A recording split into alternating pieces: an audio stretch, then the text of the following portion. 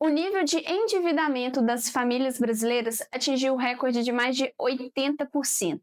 Isso significa dizer que em cada 10 famílias que você encontra por aí, 8 devem dinheiro, seja com cartão de crédito, em algum financiamento ou consórcio.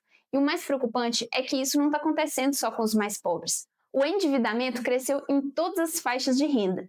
Os dados mostram que o brasileiro se acostumou a sobreviver à base do crédito, o que pode ser extremamente preocupante quando não existe estabilidade financeira. Hoje, a modalidade de dívida mais utilizada entre os brasileiros é o cartão de crédito. Para muitos, ele deixou de ser uma facilidade e virou praticamente uma armadilha da sobrevivência.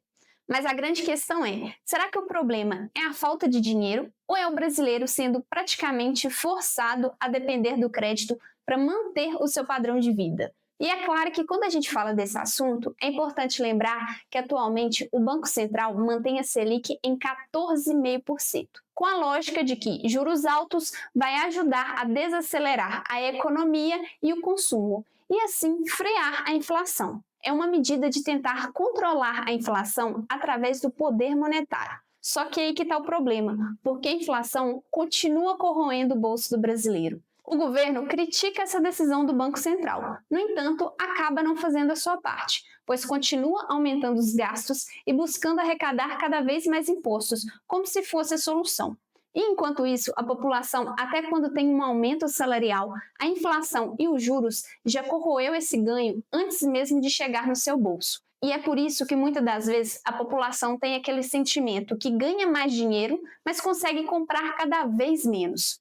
E isso piorou depois da pandemia, porque muitas pessoas perderam seus empregos e acabaram ficando sem renda, e tiveram que recorrer a empréstimo, financiamentos, e foi ali que obter crédito foi se tornando cada vez mais fácil. Hoje, se você tem um celular, você consegue abrir uma conta digital na maioria das instituições financeiras, e muitas das vezes você já sai com um cartão de crédito com limite pré-aprovado, sem muita burocracia de ter que ir no banco, enfrentar filas ou pegar senha.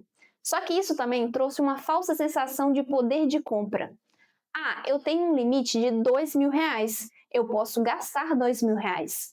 Só que as coisas não funcionam bem assim, porque isso é confundir crédito com renda. Em algum momento você vai ter que devolver esses R$ 2.000 e com juros. E esse ambiente de crédito fácil, juros altos e salários estagnados fizeram com que o endividamento viesse crescendo de forma acelerada nesses últimos anos. E as instituições financeiras, elas sabem disso. No entanto, elas dependem da expansão do crédito para se manterem no mercado. Tanto que o Banco Central já divulgou que o Brasil ultrapassou a marca de um cartão de crédito por habitante. Muitas pessoas por aí não conseguem sobreviver sem cartão de crédito hoje em dia.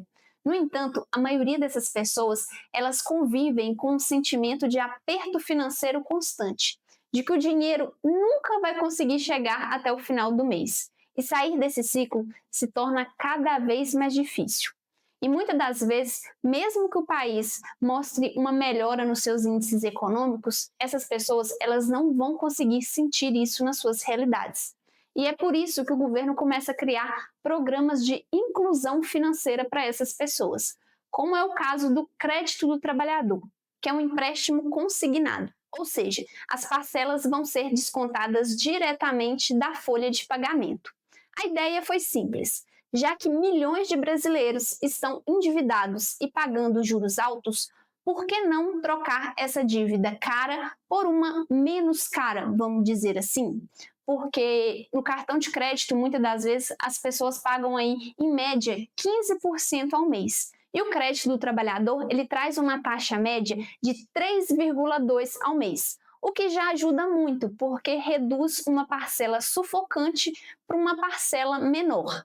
Só que tem um problema aí, porque esse programa ele é voltado para pessoas que têm uma renda formal. E a gente sabe que uma grande parte dos brasileiros trabalha na informalidade. E essas pessoas elas vão continuar dependendo de linhas de créditos mais caras. O governo também lançou o Desenrola Brasil, que é uma proposta para renegociar dívidas com descontos de até 90%. Parece uma ideia maravilhosa, né? E realmente pode ser para muitas pessoas. No entanto, aí tem um problema, porque essa proposta vai tratar o efeito, que é o endividamento, mas ela não trata a causa. E isso já ficou comprovado, porque na primeira fase do Desenrola Brasil, que aconteceu entre 2023 e 2024, milhões de pessoas foram atendidas, bilhões de reais foram renegociados. E mesmo assim, o endividamento continua crescendo agora em 2026.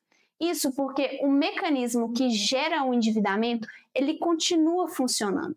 E também tem a questão que essa proposta tem prazo para adesão de 90 dias. E nisso, muitas pessoas que às vezes têm dificuldade de acesso podem acabar não participando. E aí que fica a grande questão: o que o brasileiro precisa fazer para quebrar esse ciclo, já que tudo ao seu redor te empurra a depender do crédito? Porque sem mudanças estruturais, o problema vai continuar existindo. Enquanto a inflação estiver pressionando, os juros estiver alto e muitas pessoas estiverem pegando crédito para manter despesas básicas, o endividamento ele não vai ser uma exceção, e sim a realidade de milhões de pessoas. E aí, talvez a pergunta mais importante não é como quitar uma dívida, e sim porque milhões de brasileiros têm que fazer uma dívida para conseguir sobreviver. E se hoje você está endividado e quer mudar sua realidade, a primeira coisa a se fazer é entender exatamente onde que está seu problema. Qual dívida tem os juros mais caros? Qual parcela está sufocando mais a sua renda? Se tem a possibilidade de pegar uma linha de crédito mais barata? Porque entender o funcionamento do sistema hoje em dia virou questão de sobrevivência financeira. Você não pode esperar que o governo vá te ajudar. Você mesmo precisa ser o seu gestor de crise. E se você chegou até aqui, comenta aqui embaixo se você acha que o crédito ajuda o brasileiro ou só está criando uma dependência ainda maior. Se inscreva no nosso canal. Até a próxima!